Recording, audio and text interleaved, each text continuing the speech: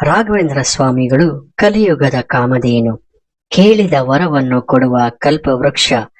700 ವರ್ಷಗಳ ಕಾಲ ಮಂತ್ರಾಲಯದಲ್ಲಿ ನೆಲೆಸಿದ್ದು ಭಕ್ತರನ್ನು ಆಶೀರ್ವದಿಸುತ್ತಿದ್ದಾರೆ. ನಂಬಿಕೆ ಇಲ್ಲದವರಿಗೂ ಮಂತ್ರಾಲಯಕ್ಕೆ ಬಂದ ಮೇಲೆ ನಂಬಿಕೆ ಬಂದಿದೆ. ಅವರ ಜೀವನದಲ್ಲಿ ಊಹೆಗೂ ನಿಲುಕದ ಅದ್ಭುತಗಳನ್ನು ರಾಯರು ಅವರ ಭಕ್ತರ ಜೀವನದಲ್ಲಿ ನಡೆಸಿದ್ದಾರೆ.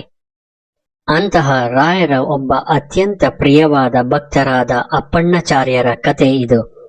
ಬೇಡಿದ ಭಕ್ತರ ಮನೆಗೆ ರಾಯರು ಬಂದೇ ಬರುತ್ತಾರೆ ಎಂಬುದಕ್ಕೆ ಇದೇ ಸಾಕ್ಷಿ. ರಾಘವೇಂದ್ರ ಸ್ವಾಮಿಗಳಿಗೆ ಸಂಪೂರ್ಣವಾಗಿ ಶರಣಾಗಿದ್ದರು ಅಪ್ಪಣ್ಣಾಚಾರ್ಯರು. ನಿಷ್ಠೆಯಿಂದ ಪ್ರೀತಿಯಿಂದ ರಾಯರ ಸೇವೆಗೆ ನಿಂತರು. ಅವರ ಬಳಿಯಲ್ಲಿ ವಿದ್ಯೆಯನ್ನು ಕಲಿಯಲು ಆರಂಭಿಸಿದರು. ತಮ್ಮ ತಪೋಶಕ್ತಿಯಿಂದ ರಾಯರಲ್ಲಿರುವ ಮಹಾಶಕ್ತಿಯನ್ನು ಅರಿತಿದ್ದರು. ಪ್ರತಿದಿನ ರಾಯರಿಗೆ ಊಟೋಪಚಾರವನ್ನು ಅಪ್ಪಣ್ಣಾಚಾರ್ಯರೇ ನೋಡಿಕೊಳ್ಳುತ್ತಿದ್ದರು. ಅವರೇ ತಮ್ಮ ಕೈಯಾರೆ ಭಕ್ತಿಯಿಂದ ರಾಯರಿಗೆ ಅಡುಗೆ ಮಾಡಿ ಬಡಿಸುತ್ತಿದ್ದರು. ಅಪ್ಪಣ್ಣಾಚಾರ್ಯರು ಅನ್ನವನ್ನು ಮಾಡುತ್ತಿದ್ದ ವಿಧಾನ ಬಹಳ ವಿಶೇಷವಾದದ್ದು. ಅಪ್ಪಣ್ಣಾಚಾರ್ಯರು ತಾವು ಸಂಪಾದಿಸಿಕೊಂಡಿದ್ದ ಜ್ಞಾನವನ್ನು ಹಂಚಲು ಬಿಚ್ಚಾಲೆಯಲ್ಲಿ ಒಂದು ವಿದ್ಯಾಪೀಠವನ್ನು ಆರಂಭಿಸಿದರು.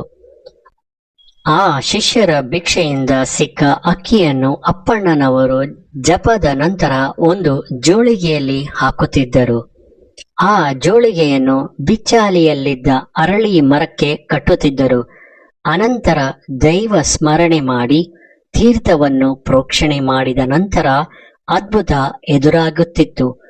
ಅದೇ ಆ ಜೋಳಿಗೆಯಲ್ಲಿದ್ದ ಅಕ್ಕಿಯು ಅನ್ನವಾಗುತ್ತಿತ್ತು. ಅಪ್ಪಣ್ಣಾಚಾರ್ಯರು ಹಾಗೆ ಅದ್ಭುತವಾದ ರೀತಿಯಲ್ಲಿ ಅನ್ನವನ್ನು ಮಾಡಿ ಚಟ್ನಿಯನ್ನು ರುಬ್ಬಿ ಊಟವನ್ನು ರಾಯರಿಗೆ ಬಡಿಸುತ್ತಿದ್ದರು. ಅಂತಹ ಶಕ್ತಿಯು ಅಪ್ಪಣ್ಣಾಚಾರ್ಯರಲ್ಲಿ ಇದ್ದರೂ ಸಹ ಎಂದಿಗೂ ಅಹಂಕಾರ ಪಡೆದೇ ಜೀವನ ಸಾಗಿಸುತ್ತಿದ್ದರು. ಹಾಗೆ ರಾಯರ ಅತ್ಯಂತ ಆಪ್ತ ಶಿಷ್ಯರಾದರು. ರಾಯರ ಪ್ರೀತಿಯನ್ನು ಸಂಪಾದಿಸಿದ ಅಪ್ಪಣ್ಣಾಚಾರ್ಯರ ಮನೆಗೆ ಒಂದು ನಾಗಸರ್ಪವು ಬರಲು ಆರಂಭಿಸಿತು. ಆ ಕೃಷ್ಣ ಸರ್ಪವು ಏಕೆ ಮನೆಯೊಳಗೆ ಬರುತ್ತಿತ್ತು ಎಂದರೆ, ಅಪ್ಪಣ್ಣಾಚಾರ್ಯರ ಮನೆಯೊಳಗೆ ನಾಗರ ಹುತ್ತವಿತ್ತು. ಪ್ರತಿದಿನವೂ ಅಪ್ಪಣ್ಣಾಚಾರ್ಯರು ಸರ್ಪಕ್ಕೆ ಹಾಲು ಇಡುತ್ತಿದ್ದರು. ಆ ಸರ್ಪವು ಈಗಲೂ ಸಹ ಅಲ್ಲೇ ಇದೆ. 100 ವರ್ಷಗಳಾದರೂ ಸರ್ಪ ಹೇಗೆ ಅಲ್ಲಿರಬಹುದು ಎಂದು ನೀವು ಅಂದುಕೊಳ್ಳುತ್ತಿರಬಹುದು. ಇದಕ್ಕೆ ಕಾರಣ ಶ್ರೀ ಗುರು ರಾಘವೇಂದ್ರ ಸ್ವಾಮಿಗಳು. ಮನೆಯಲ್ಲಿ ಸರ್ಪ ಓಡಾಡುತ್ತಿದ್ದನ್ನು ನೋಡಿ ಅಪ್ಪಣ್ಣಾಚಾರ್ಯರ ಮನೆಯ ಕೆಲವು ಸದಸ್ಯರು ಹೆದರುತ್ತಿದ್ದರು. ಅದನ್ನು ನೋಡಿದ ರಾಯರು ಧ್ಯಾನದಲ್ಲಿ ಕುಳಿತು ಕೃಷ್ಣ ಸರ್ಪದ ಶಕ್ತಿಯನ್ನು ಅರಿತರು. ಕೈಯಲ್ಲಿ ತೀರ್ಥವನ್ನು ಹಿಡಿದು ರಾಮನನ್ನು ನೆನೆದು ಸರ್ಪದ ಮೇಲೆ ಹಾಕಿದರು. ತಕ್ಷಣವೇ ಆ ಸರ್ಪ ಶಿಲೆಯಾಗಿ ಬಿಟ್ಟಿತು. ಈ ಶಿಲೆಯನ್ನು ಈಗಲೂ ಸಹ ನಾವು ಬಿಚ್ಚಾಲೆಯಲ್ಲಿ ಇರುವ ಅಪ್ಪಣ್ಣಾಚಾರ್ಯರ ಮನೆಯಲ್ಲಿ ನೋಡಬಹುದು. ರಾಘವೇಂದ್ರ ಸ್ವಾಮಿಗಳಿಂದ ಸ್ಥಾಪಿಸಲಾಗಿರುವ ಈ ನಾಗರ ಶಿಲೆಯೆಂದು ಬಹಳಷ್ಟು ಅದ್ಭುತಗಳು ನಡೆದಿವೆ, ಈಗಲೂ ನಡೆಯುತ್ತಿವೆ. ರಾಘವೇಂದ್ರ ಸ್ವಾಮಿಗಳು ಸಜೀವ ಬೃಂದಾವನಸ್ಥರಾಗುವ ವಿಷಯವನ್ನು ಅಪ್ಪಣ್ಣಾಚಾರ್ಯರಿಗೆ ತಿಳಿಸುವುದಿಲ್ಲ. ತಿಳಿಸಿದರೆ ಹತ್ತು ಕರೆದು ಅಡ್ಡಿಯುಂಟು ಮಾಡಬಹುದೆಂಬ ಆಲೋಚನೆಯಿಂದ ತಮ್ಮ ಪರಮ ಶಿಷ್ಯರಾದ ಅಪ್ಪಣ್ಣಾಚಾರ್ಯರಿಗೆ ವಿಷಯವನ್ನು ಹೇಳುವುದಿಲ್ಲ. ಅಂದು ರಾಯರು ಬೃಂದಾವನಸ್ಥರಾಗಲು ಎಲ್ಲ ರೀತಿಯ ಸಿದ್ಧತೆಗಳು ಪ್ರಾರಂಭವಾಯಿತು. ರಾಯರು ಬೃಂದಾವನಸ್ಥರಾಗುವ ವಿಷಯ ಹೇಗೋ ಅಪ್ಪಣ್ಣಾಚಾರ್ಯರಿಗೆ ತಿಳಿದು ಬಿಡುತ್ತೆ. ಬಿಚ್ಚಾಲೆಯಿಂದ ಮಂಚಾಲೆಗೆ ಓಡಿ ಬರಲು ಆರಂಭಿಸುತ್ತಾರೆ. ನದಿಯನ್ನು ದಾಟಲು ಹೋಗುವ ಸಮಯದಲ್ಲಿ ತುಂಗಾಭದ್ರಾ ನದಿ ಪ್ರವಾಹವಾಗಿ ಹರಿಯುತ್ತಿರುತ್ತದೆ. ಆಗ ಅಪ್ಪಣ್ಣಾಚಾರ್ಯರು ರಾಯರನ್ನು ನೆನೆದು ತಮ್ಮ ಅಂಗವಸ್ತ್ರವನ್ನು ನೀರಲ್ಲಿ ಹಾಕಿದಾಗ ಅಂಗವಸ್ತ್ರವು ತೇಲಿಕೊಂಡು ಹೋಗದೆ ನೀರಿನ ಮೇಲೆಯೇ ನಿಂತುಕೊಳ್ಳುತ್ತದೆ. ಈ ದೃಶ್ಯವನ್ನು ಕಂಡು ಅಪ್ಪಣ್ಣಾಚಾರ್ಯರು ಆಶ್ಚರ್ಯರಾದರು. ಆ ಬಟ್ಟೆಯ ಮೇಲೆ ನಿಲ್ಲುತ್ತಾರೆ. ಆಗಲೂ ಸಹ ಆ ಬಟ್ಟೆ ನೀರಿನಲ್ಲಿ ಮುಳುಗುವುದಿಲ್ಲ. ಆಗ ಅಪ್ಪಣ್ಣಾಚಾರ್ಯರು ದುಃಖದಲ್ಲಿ ಅಳುತ್ತಾ ರಾಯರ ಶಕ್ತಿಯನ್ನು ಗುಣಗಾನ ಮಾಡುವಂತಹ ಒಂದು ಶಕ್ತಿಶಾಲಿ ಸ್ತೋತ್ರವನ್ನು ಹೇಳುತ್ತಾರೆ. ಆ ಸ್ತೋತ್ರವೇ ಶ್ರೀ ಪೂರ್ಣ ಬೋಧ ಸ್ತೋತ್ರ.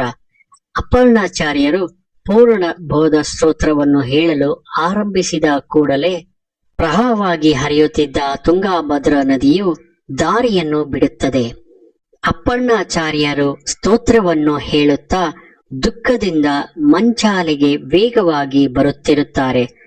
ರಾಯರು ಅಪ್ಪಣ್ಣಾಚಾರ್ಯರು ಹೇಳುತ್ತಿದ್ದ ಸ್ತೋತ್ರವನ್ನು ತಮ್ಮ ಮಂತ್ರ ಶಕ್ತಿಯಿಂದ ಹೇಳಿಸಿಕೊಳ್ಳುತ್ತಿರುತ್ತಾರೆ. ಅಪ್ಪಣ್ಣಾಚಾರ್ಯರು ಮಂಚಾಲೆಗೆ ಬಂದು ತಲುಪುವಷ್ಟರಲ್ಲಿ ರಾಯರು ಪೂರ್ತಿಯಾಗಿ ಬೃಂದಾವನಸ್ಥರಾಗಿ ಬಿಡುತ್ತಾರೆ. ಇದನ್ನು ಕಂಡ ಅಪ್ಪಣ್ಣಾಚಾರ್ಯರು ಕೊನೆಯ ಬಾರಿ ರಾಯರ ದರ್ಶನವಾಗಲಿಲ್ಲ ಎಂದು ರೋಧಿಸುತ್ತಾರೆ. ಶ್ರೀ ಪೂರ್ಣ ಬೋಧ ಸ್ತೋತ್ರವನ್ನು ಪೂರ್ತಿಯಾಗಿ ಮುಗಿಸದೆ ಅಲ್ಲಿಯೇ ಕುಸಿದು ಬಿಡುತ್ತಾರೆ. ಆಗ ಬೃಂದಾವನದೊಳಗಿದ್ದ ರಾಯರ ಧ್ವನಿ ಕೇಳಿಸುತ್ತದೆ. ಸಾಕ್ಷಿ ಹಯ ಸ್ತೋತ್ರ ಹಿ, ಅಂದರೆ ಈ ಸ್ತೋತ್ರಕ್ಕೆ ಹಯಗ್ರೀವ ದೇವರೇ ಸಾಕ್ಷಿಯಾಗಿ ನಿಲ್ಲುತ್ತಾರೆ ಎಂದರ್ಥ. ವಾಕ್ಯವನ್ನು ಕೇಳಿದ ಅಪ್ಪಣ್ಣಾಚಾರ್ಯರು ನಮ್ಮ ರಾಘವೇಂದ್ರ ಸ್ವಾಮಿಗಳು ಬದುಕಿದ್ದಾರೆ ಎಂದು ಸಂತೋಷಗೊಂಡರು. ಈ ಪೂರ್ಣ ಬೋಧ ಸ್ತೋತ್ರವನ್ನು ಪೂರ್ಣಗೊಳಿಸುತ್ತಾರೆ. ಈ ಸ್ತೋತ್ರದ ಕೊನೆಯ ಸಾಲುಗಳೇ ಪೂಜ್ಯಾಯ ರಾಘವೇಂದ್ರಾಯ ಸತ್ಯ ಧರ್ಮ ರಥಾಯ ಚ ಭಜತಾಂ ಕಲ್ಪ ವೃಕ್ಷಾಯ ನಮತಾಂ ಕಾಮಧೇನುವೆ.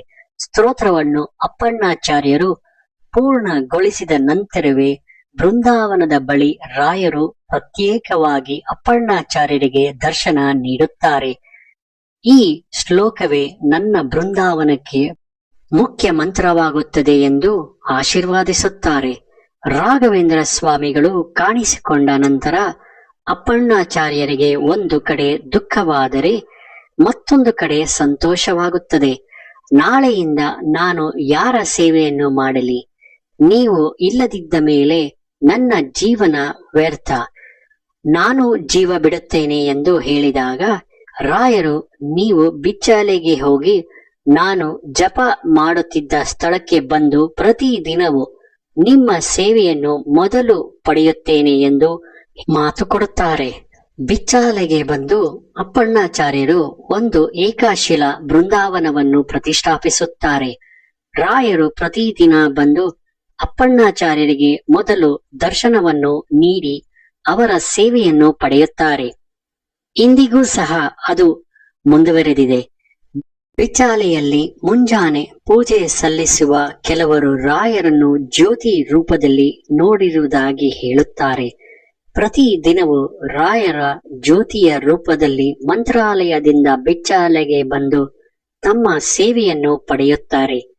ಬಿಚ್ಚಾಲೆಯಲ್ಲಿರುವ ಈ ಏಕಶಿಲಾ ಬೃಂದಾವನದ ಬಳಿ ಬಹಳಷ್ಟು ಅದ್ಭುತಗಳು ನಡೆದಿದೆ. ಮಾತು ಬಾರದವರಿಗೆ ಮಾತು ಬಂದಿದೆ. ಎಷ್ಟೋ ಪ್ರಯತ್ನ ಪಟ್ಟರೂ ಮದುವೆಯಾಗದೆ ಇದ್ದವರಿಗೆ ಮದುವೆಯಾಗಿದೆ. ರಾಯರ ಈ ಏಕಶಿಲಾ ಬೃಂದಾವನದ ಮುಂದೆ ನಿಂತು ಭಕ್ತಿಯಿಂದ ಬೇಡುತ್ತಾ ತಮ್ಮ ಸಂಕಷ್ಟಗಳನ್ನು ಹೇಳಿದ ಸಹಸ್ರಾರು ಜನರಿಗೆ ಕಂಕಣ ಭಾಗ್ಯ, ಸಂತಾನ ಭಾಗ್ಯವು ಕೂಡಿ ಬಂದಿದೆ. ಅಪ್ಪಣ್ಣಾಚಾರ್ಯರಿಗೆ ಕೊಟ್ಟ ಮಾತಿನಂತೆ ಪ್ರತಿ ದಿನವೂ ತಮ್ಮ ದರ್ಶನವನ್ನು ಅವರಿಗೆ ನೀಡುತ್ತಿರುತ್ತಾರೆ. ಆಗ ಅಪ್ಪಣ್ಣಾಚಾರ್ಯರು ನಾನು ಇದ್ದಲ್ಲಿ ನೀವು ಬಂದು ನನ್ನ ಸೇವೆಯನ್ನು ಸ್ವೀಕರಿಸುತ್ತಿದ್ದೀರಾ, ಹಾಗೆಯೇ ನಿಮ್ಮ ಎಲ್ಲಾ ಭಕ್ತರ ಮನೆಗೆ ಹೋಗಿ ಅವರ ಸೇವೆಯನ್ನು ಸ್ವೀಕರಿಸಬೇಕು ಎಂದು ಕೇಳಿಕೊಳ್ಳುತ್ತಾರೆ. ಅದಕ್ಕೆ ಅಪ್ಪಣ್ಣಾಚಾರ್ಯರು ಸುಲಭವಾದ ಒಂದು ಮಾರ್ಗವನ್ನು ಹೇಳಿದ್ದಾರೆ. ಭಕ್ತಿಯಿಂದ ಬೃಂದಾವನವನ್ನು ಪೂಜಿಸುವುದು, ರಾಯರನ್ನು ತಮ್ಮ ಮನೆಗೆ ಕರೆಸುವುದು, ಭಜಿಸುವುದು, ರಾಯರ ಮೇಲೆ ನಂಬಿಕೆ ಇಟ್ಟು ಒಂದು ತುಪ್ಪದ ದೀಪ ಹಚ್ಚುವುದು, ಪ್ರತಿ ಗುರುವಾರ ರಾಯರ ಆರಾಧನೆ ಮಾಡುವುದು, ಭಕ್ತಿಯಿಂದ ಬೇಡಿದರೆ ರಾಯರು ಖಂಡಿತವಾಗಿ ನಮ್ಮ ಮನೆಗೆ ಬಂದೇ ಬರುತ್ತಾರೆ. ನಮ್ಮ ಎಲ್ಲ ಕಷ್ಟಗಳನ್ನು ಪರಿಹಾರ ಮಾಡುತ್ತಾರೆ. ನಂಬಿಕೆಯಿಂದ ಪ್ರಾರ್ಥನೆ ಮಾಡಿಕೊಳ್ಳಿ, ರಾಯರಿದ್ದಾರೆ.